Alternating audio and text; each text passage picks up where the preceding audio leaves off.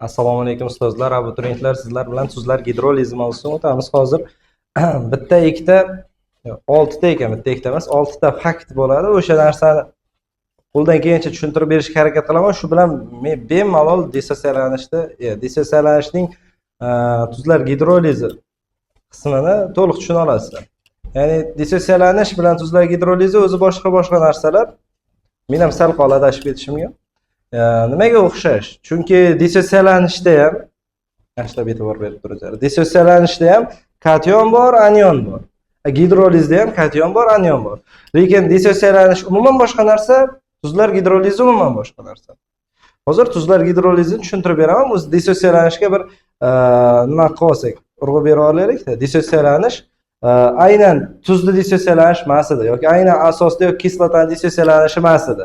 Umumiy dissosiyalanish edi. Dissosiyalanib ketardi katot, anod shunday. Endi gidroliz bo'ladigan bo'lsa, aynan tuzlarning gidrolizi bo'ladi, faqat tuzlar gidrolizga uchraydi. Tuzlar gidrolizi degani o'sha gidro bu suv, liziz bu parchalash. Demak, suv yordamida parchalash o'shanga misol bo'ladi, ya'ni gidrolizga misol bo'ladi.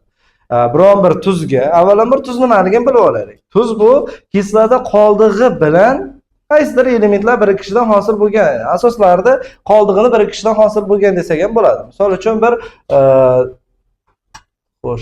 natriy OH deylik. Unga qo'shsak H2SO4. Endi qisqacha yozaman-da, misol bu asos, bu kislota. Tuz paydo bo'lishi kerak. Xo'sh, mana bu yerda natriy 2SO4 va hokazo bizga bu kerak. Natriy sulfat tuzi. Endi nima bo'lar ekan tuzda? Kislota qoldig'i bo'lar ekan doim, ya'ni asosning bir bo'lagi, ya'ni element bo'lar ekan. Element bilan kislota qoldig'i bo'lsa bo'ldi. Biz asosiy doskani olib kelgungacha kerakli ma'lumotlar aytadigan bo'lsak, bizlar kuchli va kuchsiz kislotalar bilishimiz kerak. Asosiy shu. Mana bu dissosiyalanish, tuzlarning gidrolizi qaysi kuchli, qaysi kuchsiz, shunga qarab topib olamiz. Kuchli asos kuchsiz kislotadan tashkil topadi yoki kuchli kislota kuchsiz asosdan tashkil topadi yoki ikkovi ham kuchli bo'lishi mumkin yoki ikkovi ham kuchsiz bo'lishi mumkin. O'sha narsalar ko'ramiz. Misol uchun kislota ham kuchli bo'lsa, asos ham kuchli bo'lsa, bu dissosiyaga, ya'ni dissosiya bo'lib ketadi. Gidrolizga uchramaydi. Ya'ni o'sha tuz gidrolizga uchramaydi. Mana shu aytgan gapimdan men bunda bir qisqacha ko'raylik. Deylik, kamerani bir yaqinlashtiraylik-da, pauza qiling, yaqinlashtiraylik. Ko'rmaslik mumkin-da. Ikkovi ham kuchli bo'lsa, biz nima dedik? Gidrolizga uchramaydi dedik. Gidrolizga uchramaydi. O'zi kuchli bilan kuchsizda qanday farqiga boramiz? Biz o'tgan darsda, video darsida ham sizlar bilan o'tganmiz. Kuchli kislota nima, kuchli asos nima, kuchli ishqor nima, kuchli tuz nima? Tuz debman, uzr. O'shalar nimaligiga o'tganmiz. Keyinlar bir yodga olaylik. Vodorod xlorid, vodorod yodid, vodorod bromid. O'zi mana bu yerda brom bor. Vodorod bromid. Bular kuchli kislotalar, ya'ni kislorodsiz kislotalar ichida kuchlilar. Agar mabodo mana shu yerda birontasi qatnashib qolsa, nima bo'lar ekan? Значит, kuchli bo'lar ekan. Kuchli kislota aralashdi ekamiz. Yana kislotalarda ham kuchli kuchsizligini aniqlash uchun kislorodli kislotalarda o'quvchilar vodorodlar sonini, ya'ni kislorodlar soni vodorodlar sonini ayiraylik, 2 dan katta bo'lsa kuchli edi. Misol uchun H2SO4 bo'ladigan bo'lsa, 4 dan 2 ni ayirsak necha qoladi? 2 qoladi, bu kuchli edi. 2 dan kattasi kuchli edi. Yoki H3PO4. 4 dan 3 ni ayirsak necha qoladi? 1 qoladi. Vodorod soni 1, bu kuchsiz bo'ladi. Tushundik. 4, 5 nechadir chiqib ketsa ham 2 dan katta bo'ldimi, kislota kuchli bo'lyapti. Endi asosga o'tadigan bo'lsak, u asosni qanday bilamiz? Asos o'zi nima edi? NH4OH. Misol uchun bu ham bitta asos. Yoki kalsiy OH2. Bu ham bitta asos. Yoki kaliy OH. Bu ham bitta asos. Buni biz qaydan bilamiz? Kuchli yoki kuchsizligini? O'tgan darslarda aytganmiz. Agar asoslarda kuchliligini topamiz desak, mana bu misol uchun kuchsizda. Nimaga desalaring, ular kuchli, misol uchun kaliy kuchli bo'lishi mumkin.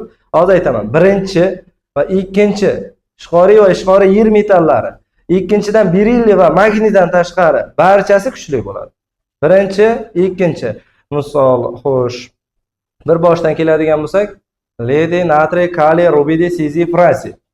Demak, litiy, natriy, kaliy, rubidiy, siziy, fransiy va hokazo. Mana shu misolcha litiy OH, natriy OH, kaliy OH, rubidiy asos OH, siziy OH. Bular kuchli bo'ladimi? Kuchli bo'ladi. Chunki men aytdim, men emas, mendan oldingilar aytgan, men qaytaryapman. Ana shu yerda, mana shu yerdagilar, ya'ni birinchi qatordagi, polni birinchi guruhdagi barchasi hosil qilgan OH'lari kuchli bo'lar ekan. Chunki ular suv bilan shiddat bilan reaksiyaga kirishib ketadi, bir-biriga muhtoj ular. Demak, litiy, natriy, kaliy, rubidiy, siziy, fransiy kuchli. Ya'ni OH'lari kuchli. Mana litiy OH mana shunday hosil bo'ladi, natriy OH mana shunday hosil bo'ladi, kaliy OH ham xuddi shunday va hokazo. Mana shunday bo'ladi. Endi ikkinchiga qaraymiz. Ikkida kalsiydan boshlanadi. Kalsiy. Berilliy va magniydan tashqarida, berilliy va magniydan tashqari. Berilliy va magniy ham bu yerda joylashgan. Berilliy, magniy, kalsiy, kaliy, rubidiy, yana kaliy. Berilliy, magniy, kalsiy, stronsiy, bariy, radiy. Endi ham bordir yo endi yo'qmi? Uchinchidan. Demak, o'shalar. Demak, kalsiyni olamiz. Magniyni degan stronsiyni olamiz. Bariyni olamiz. Radiymi? Radiyni olamiz. Va hokazo. Misol, kalsiy OH necha bo'ladi? 2, ikkinchi guruhda joylashgan ekvivalentli o'zgaradi. Stronsiy OH 2 bo'ladi o'quvchilar. Va hokazo, va hokazo. Demak, 1 va 2 da mana shunday OH hosil qilganlari barchasi nima bo'lar ekan? Kuchli bo'lar ekan. Oddiy bo'lib qoldi endi. Biz kuchli kislota bilan kuchli asosiy farqi bordikmi? Yetdik mohiyatiga. Endi masalalar osonlashadi, yana ham osonlashadi. Demak, kuchli kislota nimaligini bilaring. Vodorod xlorid, vodorod yodid, vodorod bromid. Ftordan tashqari, vodorod ftoriddan tashqari, mana shu xlor bromyod. Va mana shu uchovidan tashqari barcha kislorodsiz kislotalarning barchasi kuchsiz bo'ladi. Tushunyapsizlarmi? 3 tagina. Xlor bromyod. Xlor bromyod o'zman bilan brom bo'lish kerak edi, o'rnalmashib bor, farqi yo'q. Kislorodi bor bo'lsa, sulfat, ya'ni kislorodi bor bo'lsa, nimadan? Kislorodlar soni, vodorodlar soni ayiramiz. 2 dan kichik chiqdimi, u kuchsiz bo'ladi. Buni ham bildik. Mana bu yerda asos borki OH. OH'larda sal murakkabida, endi bu ham murakkab bo'lmaydi, to'g'rimi? Ishqoriy yer metallari barchasi kuchli bo'lar ekan. Demak, kuchlilarni topib chiqdik. Endi bularda gidrolizga tuzlar gidrolizi-ku, o'sha bizga mana bu ham kerak emas aslida. Mana bu ham kerak emas, mana bu ham kerak emas. Bizga nima kerak? Mana shu va mana shundan hosil bo'lgan tuz kerak. Tushunyapsizlarmi? Mana shu bilan mana shu ikkovi qo'shilganda hosil bo'lgan tuz kerak. Mana shunga o'xshash narsalar kerak. Endi gidrolizga uchramasligi uchun avvalambor nimalarga qaraymiz? Gidrolizga uchramasligi uchun o'zi suvda eriydimi? Bu yoqda jadval bo'ladi, eriydi, erimaydi degan jadvalda ko'ramiz. Misol uchun natriy sulfat. Natriy sulfat suvda eriydimi? Suvda eriydi. Endi bizda nima tushuncha paydo bo'lyapti?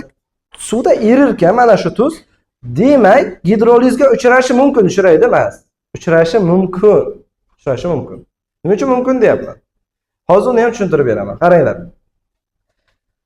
Xo'sh, ikkita kuchlini olaylik-da, ikkita kuchlini. Keyin men bu yerda hammasi kuchli, to'g'rimi? Misol, vodorod xloridni olaman, mana yerda. Vodorod xlorid plus kimni olaman? Natriy OH'ni olaymi? Farqi yo'q, kaliy OH. Ikkovi reaksiyaga kirishsa tuz hosil bo'ladimi bizga? Mana, qarang, mana nima asos, bu nima kislota? Ikkovi reaksiyaga kirishsa kaliy OH, uzr. Kaliy xlorid bilan suv hosil bo'ladi. Bizga kaliy xlorid kerak, o'quvchilar, kaliy xlor. Qaranglar, kaliy xlorid suvda erishi mumkin. Kislotalar jadvalida kaliy xlorid suvda erishi mumkin. Eriydimi, ko'ringlar? Eriydi. Men boya aytdim, suvda eriydi, lekin suvda erigan bilan yo uchraydi yo uchramaydi dedim. Ikkinchi qoidasiga qaraymiz. Suvda eridi. Endi bu dissotsiyaga uchraydimi degan savol bo'ladi. Suvda erigan bilan bu dissotsiya debman, uzr. Dissosiyash bo'laveradi. Birinchi men o'rganishim kerak. Gidrolizga uchramaydi. O'quvchilar nima gidrolizga uchramaydi deyapman? Chunki gidrolizga uchrash uchun kuchsiz elektrolit hosil bo'lishi kerak qoidasida. Kuchsiz elektrolit emas, u juda kuchli elektrolit. Ya'ni yoki kuchsiz asos yoki kuchsiz kislota bo'lishi kerak. Endi o'zbekcha qilib gapiraman. Yoki mana bulardan kuchsiz kislota yoki mana bu yerdan kuchsiz asos. Bular barisi kuchli-ku. Kuchli bilan kuchli reaksiyaga kirishib qolsa, o'ta kuchli hosil bo'ldimi? Bu kuchli elektrolitmi? Kuchlisi gidrolizga uchramaydi. Gidrolizga uchramas ekan. Chunki bular kuchli. Keyin kuchsizini topamiz. Mana bu yerda hozir vodorod xlorid, vodorod bromid, vodorod yodid deyapmiz. Yoki kislorodlarni vodorodlarni ayirganimizda deyapmiz, nima deyapmiz? 2 dan katta bo'lsa kuchli deyapmiz. Keyin mana bu yerda bitta kuchsizini olaylik. H2SO3. 3 dan 2 ayirsang biri bu kuchsizmi? Demak, mana bu kuchsiz, bu kuchsiz. Keyin mana bunga bitta narsani ta'sir ettiramiz. Xo'sh, bizda o'chiradik.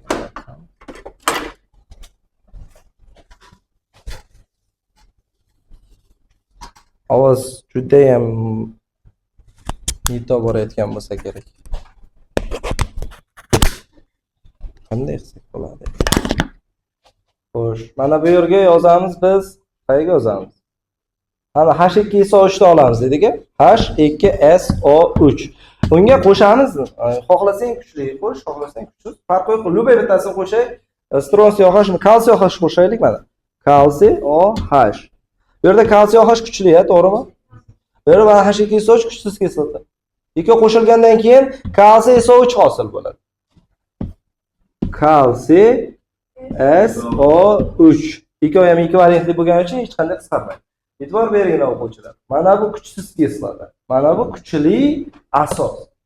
Bu gidrolizga uchraydi. Gidrolizga uchraydi bu narsa. Chunki biz qoidamiz bo'yicha kuchsiz elektrolit. Hozir bu doskada hammasi to'liq yoritib beriladi. Bu просто desert. Shunaqa.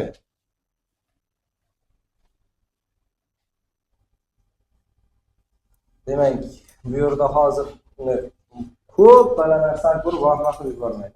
Mayda bo'lishchalarga bo'lib, shu oltita narsa tushuntirib beraman.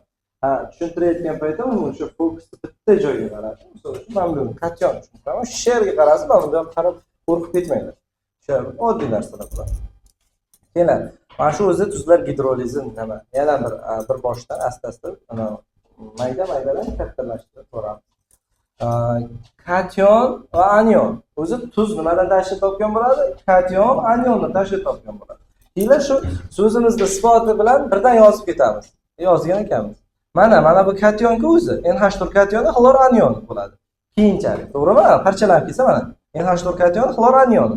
Demak, men qisqartirish uchun sizlarga tepsin deb o'sha katyon, anion yozdim. O'sha tuz gidrolizlangandan keyin katyon va anionga gidrolizlanadi. Katyon qismi nima bo'ladi o'quvchilar? Katyon qismi asosli bo'lishi mumkin, anion qismi kislotali bo'lishi mumkin. Nimaga? Hozir uni ham tushuntirib beraman, e'tibor beringlar. NH4 xlor deyapman. NH4 asosli degan sababini aytaman hozir. Qayerdan kelib qoldi? NH4 mana NH4 yoshligida OH bo'lgan. NH4 OH bu asosmi? Asosni nimasimi? Bir qismimi? Endi xlorni ko'ramiz. Yoshligida vodorod, xlorid bo'lgan. Endi tepda mana men uchun men anionni kislotali deyapman. Anion bilan borsa muhit kislotali bo'lar ekan, katyon bilan borsa muhit nima bo'lar ekan? Asosli bo'lar ekan. Demak, bu narsani tushunib oldik. Endi asta buni o'chirib tashlaymiz. Keyin navbat ketaveramiz. Mana katyon plus anion dissotsialanyapti va katyon OH. Bu yerda hozir kuchsiz elektrolitlar hosil bo'lish kerak deyapti. Yoki bu kuchsiz bo'lish kerak, yoki bu kuchsiz bo'lish kerak. Tushunyapsizlarmi? Yoki mana bu kuchsiz bo'lish kerak, yoki mana bu kuchsiz bo'lish kerak. Qachonki o'sha kuchsiz bo'lgan paytda o'sha nima bo'ladi? Elektroliz, ya'ni elektroliz, tuzlar gidrolizi bo'ladi. Ana gidrolizga uchraydi. Misol uchun sizga xo'sh, mana bu yerda misol keltirganmiz ana. NH4 OH paydo bo'lgan deylik. NH4 OH. Xo'sh, qayerdan keldi o'zi NH4 OH? O'zi men bardak bo'lib ketdim-ku. Chata bo'ldi. Keladi, tepdilar. Qaranglar, vodorod NH4 xlorid bor-ku. Mana shu NH4 xloridni suvni ichiga shunday sovorsak, bu gidrolizga uchrab ketadi. NH4 alohida, xlor alohida bo'lib ketadi. Qaranglar, suvni ichiga soldik deylik. NH4 alohida mana, xlor alohida mana. Endi o'quvchilar, bu yerda suvda ham nima bor? Suvda ham inobatga olaylik. H2 mana bu yerda H2 o'yingiz ham vodorod plus OH minus degan narsalari bo'ladi. Endi buni plusiga minus, uni minusiga plus tortiladi. Doimiy o'sha Bu fizik kimyoviy qoida bu. Bir-biriga qarama-qarshi zaryadlar bir-biriga tortiladi. Demak, NH4 ga nima tortiladi? Vodorodmi? OH tortiladi. Xlorga vodorod tortiladi. Keyin tortamiz. NH4 ga OH ni tortyapmiz. NH4 OH hosil bo'lyapti. Kuchsiz elektrolit hosil bo'lyapti haqiqatda. Nima uchun kuchsiz? Chunki NH4 OH kuchsiz. Boya bizlar bir kuchsizni o'rgangan paytimiz o'sha birinchi va ikkinchida yo'q edi. Birinchi guruh, ikkinchi guruhda yo'q edi. Demak, bu kuchsiz ekan. Mana bu yeri kuchsiz bo'lganligi uchun va mana bu tuz deyapman. Kuchsiz elektrolit, uzr, kuchsiz. Endi vodorod, xlor ikkovi reaksiyaga kirishib, vodorod xlorid hosil bo'lyapti. Bu kuchli kislota. Kuchli kislota. Boya o'rgandik. Demak, qaysi biri gidrolizga uchraydi? Kuchsizlik gidrolizga uchraydi. Biz kuchlini uchratmadik. Agar kuchli uchraydi desak, kuchlining yonboshida kuchsiz bo'lishi kerak. Agar buni biz uchraydi desak, buni yonboshiga kuchsiz kelishi kerak. Farqi yo'q. Agar mana buni uchraydi desak, buni xohlasa kuchlisi kelsin, xohlasa kuchsizi kelsin. Birma-bir ko'raveramiz. Mana bu yerda bir boshdan ketganmiz. Asosga kislotani qo'shib tuz hosil qilgan. Aytdikki, tuz qanday hosil bo'ladi? Asosga kislota qo'shib tuz hosil bo'ladi. Misol uchun, natriy gidroksidga sulfat kislota reaksiya kirgizganmanda, kaliy sulfat tuzini hosil qilgan. Natriy sulfat tuzini hosil qilgan. Fantastik. Natriy gidroksidga sulfat kislota bilan kaliy sulfat. Natriy gidroksidga sulfat kislota reaksiya kirishib, natriy sulfat tuzi hosil bo'ldi. Tuz hosil bo'lishini bildik. Endi mana shu tuzni o'zini gidrolizga uchratishimiz kerak. Natriy sulfat o'tyapti, suv qo'shyapmiz. O'zi aslida bunday qaragan paytimiz, Shamshod aytingchi, mana shu gidrolizga uchraydimi? Ayting. Shu natriy sulfat uchraydi. Kim aytadi? Chunki ikkovi ham kuchli. Demak, ikkovi ham kuchli bo'lganligi uchun mikrofonimizni ham o'zimiz bilan olib yuring. Ikkovi ham kuchli bo'lganligi uchun gidrolizga uchramas ekan. Biz boyayk, kuchli bilan kuchli gidrolizga uchramaydi. Shuning uchun nima desam bo'ladi? Sizlar bilmadim, bizlarda bo'lardi-da, o'sha bizlar qishloqda birinchi shift bo'lardi, maktabda o'rda, qo'shni qishloqda birinchi shift bo'lardi. Ko'p bir-birini qarashga, ko'rishga ham ko'zi yo'q, ochishga ham o'qi yo'q bo'laydi, ko'p uchrashib kelmayveradi. Agar uchrashsa, talpa bo'lishi aniq. Shuning asta-asta yordamda yuradi. Demak, bular hozir ikkovi ham kuchli, uchrashgandan keyin bular gidrolizga uchramaydi. Xo'p, uchratib ham ko'raylik. Dissotsialab ko'raylik birinchi. Mana suv bilan reaksiya kirgizyapmiz. Suv bilan reaksiya kirgizgan paytimiz, o'sha natriy sulfat tuzini suvda eritgan paytimiz, natriy OH bilan H2SO4 ga aylanyapti. Va endi bularni to'liq ionli tenglamasini yozib chiqamiz. To'liq ionli tenglamasi degani har birini kation va anionlarga ajratib chiqamiz agar uchirma yoki gaz bo'lmasa. Demak, mana bu natriy SO4, natriy o'zi alohida natriy kationi bo'ladi. SO4 bo'lsa anion bo'ladi. Demak, mana bittasini ajratdik, suvda ajratganimiz yo'q, prosta suvda eritilyapti. Hosil bo'lyapti natriy gidroksid, natriy ham kation, endi OH bo'ladi, nima bo'ladi? Anion bo'ladi. Endi sulfat kislotani ham gidrolizdan bo'lib qo'yaylik-da. Vodorod kation, SO4 anion bu sizlar bu mavzuni dissotsialanish mavzusida bilasizlar, o'sha parchalarga bor. Endi bularni qisqa ionli tenglamasini yozamiz. O'tgan safar bitta tenglamada, o'tgan safar o'sha kitobimizda adashib ketganimiz mana shu bo'lganda men adashib qisqartiraman deb o'zi aslida boshqa narsa bo'lgan.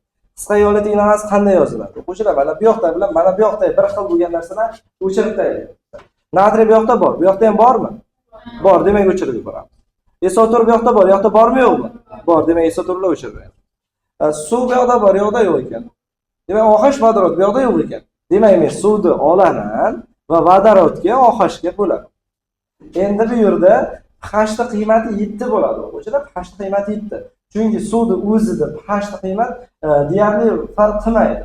H 7 ga teng bo'ladi. Ya'ni neytral bo'ladi. Muhitimiz neytral. Na kislotali, na ishqoriy yoki boshqarik bo'ladi. Shuning uchun bu yerda H 7 ga teng va gidrolizga uchramaydi. Chunki ikkovi ham kuchli. Endi H ga sal tushunmay qoldik. H o'zi qiymati, umumiy qiymat P H ga 14 bo'lish kerak. Agar mabodo pH 14 bo'lsa, pOH'imiz necha bo'ladi? 0 bo'ladi. Shunaqa gap. Agar pH 7 bo'lsa, pOH ham 7 bo'ladi, ikkovi bir xil bo'ladi. Agar pH'imiz 8 bo'lsa, pH'imiz necha bo'ladi? Ikki yig'indisi 14 bo'lishi kerak. pH'imiz 6 bo'ladi. Demak 6 qo'yamiz. Endi bu 6 degani o'sha bir 0.0000601 degani yoki 1 üstü minus 6 degani. O'sha bu narsani pH'ni tushuntirayotgan paytda qisqagina yarim soat 1 soatlik video uchun bo'ladi. Tushuntirib berishim mumkin. pH'da agar sal qiyin narsalar, pH shuncha qiyin narsa emas. O'zi bu ham qiyin narsa emas. Demak, gidroliz uchramasligini biladi. Bu yerda sizlar hozir bilib ketdilaring, yangilik bo'ldi. Men bu yerda qisqartirishni ham bilib oldim. Ikki tarafda bir xil narsani qisqartirib qisqa iyonli tenglama degan mana bu degan. Ikki tarafda, ya'ni mana bu taraf bilan bu tarafda yug'larni olamiz. Bir tarafda bo'lish kerak. Narsa bu tarafda bo'lsa, bu tarafda bo'lmasligi kerak. O'shani olib chiqsak, qisqa iyonli tenglama bo'ladi. Borlarni o'chirsak, o'sha qisqartirish bo'ladi o'quvchilar. Demak, bu bir xili edi. O'quvchilar bitta xili edi, bitta qoidasi edi. Birinchi qoida nima bo'ldi? Kuchli bilan kuchli reaksiyaga kirishganda kuchli tuzilma nimadir hosil bo'lganda u gidrolizga uchramaydi. Endi keyingisini o'tamiz. NH4 OH bu kuchlimi, kuchsizmi? Kuchsiz. Kuchsiz nima? Kuchsiz asos, ishqor. Unga vodorod xlorid ta'sir etsa, aniq bu kuchli kislota. NH4 xlor hosil bo'ladi. NH4 xlor, ya'ni ammoniy tuzini, ammoniy xlorid tuzini, ammoniy qismi kuchlimi, kuchsizmi? Kuchlimi, kuchsizmi? Kuchsiz. Keyinlar qizil bilan yozganlarini sizlar kuchli deb yodlaydi. Qizil bilan yozilganlari kuchli bo'ladi. Demak, NH4OH o'zi kuchsiz edi, undan qoldig'i ham kuchsiz bo'ladi. Mana kuchsiz. Vodorod xloriddagi kislota kuchli edi, uning nimasi ham qoldig'i ham kuchli bo'ladi. Endi bu narsani men dissotsiyaga gidrolizga uchrattirib beraman. Bu asos bilan kislota qo'shilib tuzni hosil qilyapti. O'sha tuzni biz suv bilan gidrolizlaymiz. Gidroliz bu suv ta'sirida parchalash. Demak, gidrolizga uchrayotgan paytimiz NH4OH bilan vodorod xlorid hosil bo'lyapti. Endi buni biz barchasini o'sha kation va anionlarga bo'lib taylaymiz. Behruz uxlab qolmang. Kation va anionlarga bo'lib taylaymiz. O'sha o'sma qo'yganda bo'pti-da o'sha ko'zingiz. NH4 va plus qo'yiladi o'quvchilar, qaranglar-da. Bo'layotgan paytimiz mana bu yerga plus, mana bu yerga minus, bunga indamaymiz, mana bu plusligini bilasizlar, OH o'zi minusligini bilasizlar. Vodorodni plusligini, xlorni minusligini bilasizlar, to'g'rimi? Demak, mana shunday qilib chiqdim mana hammasini. NH4 plus chunki bu kation, xlor anion, suvga indamayapman, suv bu yerda shunchaki qo'shilib NH4 plus bu agar dissotsialasak yoki o'shanga qilsak bo'ladi. OH minus, vodorod plus, xlor minus. O'quvchilar bu yerda qisqa iyonli tenglama kerak yana. Borlarini o'chirib olamiz, qisqartirib olamiz. NH4 bu yerda bor, bu yoqda ham bormi? Barobardan bu keyin. Bor, demak o'chirilib ketadi. Va xlor bu yoqda bor, vodorod barobardan keyin ham bor ekan, o'chib ketar ekan. H2O bu yoqda bor, bu yoqda bormi? Yo'q ekan, demak mana bu yerda hozir tepakchani zo'r qilib yasab qo'yibdi. NH4OH, NH4 bor, NH4 o'chdimi, o'chiramiz. Xo'sh. To'xtab turaylar. 1 minut, 1 sekund. Mana NH4 o'chirmaymiz. Bu yerda hozir gidrolizga uchraydi dedikmi? NH4 gidrolizga uchraydi. Gidrolizga uchrata olishimiz kerak. O'sha NH4 plus H2O, NH4OH plus vodorodga. Qaydadir qo'shilib qoldimi deymanda asab qo'yadi. Qo'shilib qolsa mana boshqa joydan ham o'chirishimiz kerak. Hop, shu uchraydi. Qisqartirishni bildilaring. Birdan buni aytib o'tib ketayin-da. Qisqartirish kerak bo'lsa qisqartirasizlar, lekin mana bu yerda hozir gidrolizga uchraydi, faqatgina o'sha pH astag'firullah. Hazillashganmiz. pH qiymati nimadan 7 dan kichik bo'lishi kerak bo'ladi va bu yerda vodorod bo'yicha gidrolizga uchraydi o'quvchilar. Vodorod bo'yicha gidrolizga uchraganligi uchun mana bu yerda kation bo'yicha gidrolizga uchraydi deganmiz. Kation bo'yicha gidrolizga uchraydi deb o'tib ketganmiz mana shu yerda.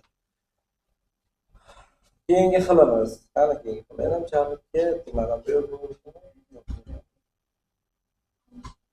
Shu yerda boshlaydi, bunday narsa qo'ymagan ekanmiz. Asos kislota tuz. Endi mana bu yerda hozir kislota kuchli edi. Kislota kuchli bo'lgan holatda gidrolizga uchradi. Asos kuchsiz edi-da o'quvchilar. Shu yerda gidrolizga uchrab ketdi. Endi asosni kuchli qilamiz mana. Natriy OH bu kuchli degani. HCl kuchsiz, chunki biz boyagi vodorod klorid bromid debda yo'q edi bular. Shuning uchun bu kuchsiz. Ikki reaksiyaga kirishganda natriy sianid tuzi hosil bo'ladi va o'sha tuzni biz suvda gidrolizlagan paytimiz natriy gidroksid bilan vodorod sianidni hosil qiladi. Bizlar mana shu yerda mana buni barchasini bo'lib chiqamiz. Natriy, sian, ya'ni katon, anod qilib tayyorlaymiz. Kation, anion qilib. Va mana shu yerda o'zgarganlarni yana o'chiramiz. Natriy bor, mana bu yerda ham bor, o'zgarmaganlar demoqchi. Natriy bu yoqda bor, bu yoqda ham bor. Sian bormi? Bu yoqda bor, lekin bu yoqda yo'q. H2O bu yoqda bor, bu yoqda yo'q. Demak, sianni yozdim, suvni yozdim, OHni yozdim, H sianidni yozdim. Va mana shu gidrolizga uchraydimi, yo'qmi desa, gidrolizga uchraydi deymiz. Nimaga desalaring, bu yerda hozir kuchli bor, kuchsiz bor. Mana bu hosil bo'ladigan narsa kuchli va kuchsizdan hosil bo'lgan natriy bu yerda kuchli, sianid bu yerda kuchsiz. Demak, kuchsiz bor ekan, kuchsiz elektrolit bor ekan, gidrolizga uchrar ekan deb aytib ketamiz. Undan keyingisi mana bu bo'lishi kerak, adashmasam, agar ikkovi ham kuchsiz bo'lib qolsa-chi, misol natriy karbonat, alyuminiy sulfat yoki kuchsiz emas, xo'sh, ikki tarafdan ham gidrolizga uchrasa-chi. Natriy karbonatga alyuminiy sulfatni qo'shgan paytimiz va uni suv qo'shib gidrolizlagan paytimiz bu narsalar hosil bo'lyapti. Mana bu cho'kma. Cho'kma hosil bo'lganligi uchun reaksiyamiz oxirigacha boradimi, bormaydi. Oxirigacha boradimi, bormaydi. Oxirigacha boradi deymiz. Boradi. Ya'ni mana bularda hozir o'quvchilar strelka bu yoqqa ham qaytgan. Bu yoqqa qaytgan, misol bu yoqqa qaytgan. Va hokazo qaytgan. Nimaga desalaring, bu bekam katta qoidani qaytarib qo'ydik. Bunda qaytmasligi mumkin. Qaytgan. Ya'ni bu cho'kma gaz hosil bo'lmasa, reaksiya almashinib turaveradi. Lekin mana bunday cho'kma hosil bo'lsa yoki gaz hosil bo'lsa, reaksiya oxirigacha borib to'xtaydi. Reaksiya to'xtaydi. Chunki reaksiya aylanish balansi buziladi. Cho'kma hosil bo'lgani bu idishni ichida qolib ketdi degani. Modda bor, idishni ichida qolib ketdi. Quyqalib qoldi. Yoki gaz degani reaksiya ketyapti, boshda yaxshi. Gaz osmonga uchib ketdi. Nimadir kamaydi, cho'ta nito bo'lib qoldi. Yaxshi ketyapti hayot. Nimadir yo'q bo'lib ketdi, tark etdi. Endi to'xtadi shu yerda. Ana shunday gap. Bu yerda hozir karbonat angidrid H2CO3, bu yerda kuchsiz kislota, bu kuchli nima bo'lyapti? Kislota. Ya'ni tuzda, ikkovi ham tuz. Demak, biri kuchsiz, biri kuchli boradi.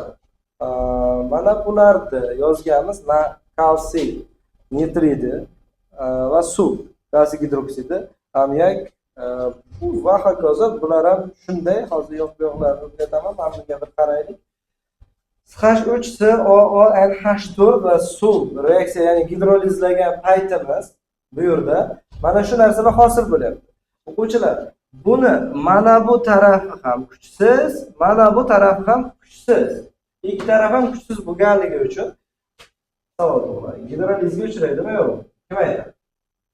Biz ikkita kuchli bo'lsa gidrolizga uchramaydi. Ikkita kuchsiz bo'lsa-chi? Yaxshigina uchraydi. Juda ham yaxshi gidrolizga uchraydi va oxirigacha mana bu yerda gidrolizga uchrayganligi sababli bularda kation va anionlarga bo'lmadim. Bo'lgan taqdirimizda ham bo'lardi. Misol SH3SO minus NH4 plus SH3SO minusda vodorod plus NH4 plus OH minus deb ajratib chiqsak bo'lardi. Bu yerda hozir H ning qiymati 7 ga teng bo'ladi. Ikki taraf ham nima bo'ladi? Kuchsiz bo'lganligi uchun H unchalik pH ham pOH ham katta rol o'ynamaydi, o'zgarmaydi bu yerda. Mana qisqa ayolli deganasi ham keltirilgan shu narsani bu yog'ini nima qilmaganman. Qilsa ham bo'ladi. Plus minusni qo'ysak ham bo'ladi. Endi bizlar mana shu gidrolizni ham nimasi darajasini topsak bo'lar ekan. Mana shu qoida bo'yicha. Qanday topardik? Bizlar alfani topardik-ku, o'sha dissotsialash darajasini qanday topardik? Dissotsialash darajasini topishimiz uchun dissotsiyalangan moddaning molini umumiy molga bo'larlikni 100 ga ko'paytirdik. Endi bu yerda hozir gidrolizlanish darajasini topishimiz uchun gidrolizlangan moddaning molini eritmani umumiy moliga bo'lib yuzga ko'paytirib qo'yamiz. Ana shunday topilar kam desak bo'ladi. Endi bu yerda kuchaytiruvchi yoki susaytiruvchi omillar bor. Buni aytib o'tib ketaylik. Birinchi omili misol uchun suv yoki temperatura. Temperaturani oshirilsa, bu yerda gidrolizlanish kuchayib ketadi. Yani temperatura qancha oshsa, gidrolizlash kuchayadi deb yodlab qo'ying. Bir-biriga to'g'ri proporsional. Agar mabodo suv qo'shsak ham vodorod kationlari bilan OH ionlari ko'payishi hisobiga gidrolizlanish nimasi ham darajasi ham kuchayib ketadi. Yoki biz keyingisida teskari muhit qo'shadigan bo'lsak, teskari muhit nima edi? Mana bu yerda NH4 xlor xush gidrolizga uchrayapti. NH4 da xlorni hosil qiladi. Shunaki teskari muhitni qo'shadigan bo'lsak, deylik agar bizda mana bu NH4 teskari deydigan bo'lsak, o'sha NH4 dan yana qo'shsak, NH4 lar ko'payish hisobiga agar bu bilan buni teskari deydigan ko'payish hisobiga gidrolizlash kuchayib boradi. Shu bilan darsimiz tugaydi. Hozir biz bir ikkita kitobda nimalarda nazariy savollar ko'rsak, bunga qisqacha yana tushunamiz. Videoni boshqatdan ko'raversalaringiz, bu narsa yaxshilab tushuna olasiz. Bu do'stlar hozir tushuntirdim. Suv qo'shish bilan gidrolizlash oshadi dedim. Keyin nima dedim yana? Teskari muhit va temperatura bilan oshadi. Temperatura qancha oshsa, gidrolizlash shunchalik oshadi. Agar temperatura qancha pasaytiraversak biz, o'sha gidrolizlash darajasi pasayib ketaveradi. Yoki suvni biz bug'latib yuborsak, bug'langandan keyin suv kamayadi, eritma borida, eritma muhit. Suvni biz bug'latib oldik. Suv qo'shish o'rniga temperaturani pastdan qandaydir suv uchun oshirib temperaturasini suvni chiqarib oldik va o'sha yerda suv kamayib ketganligining hisobiga nima bo'lyapti? Suv kamayib ketganligi hisobiga gidrolizlash pasayib ketyapti, sekin ketadi. Teskari muhitni qo'shganimiz hisobiga ham bu yerda tezlashyapti. Agar teskari muhit oldinda aylansa yoki kamaytirilsa, sekinlashadi. Xuddi shu oshirganlarimizni teskarisini qilsak, sekinlashadi. Sog' bo'ling, omon bo'ling. Videoni o'sha o'chiring.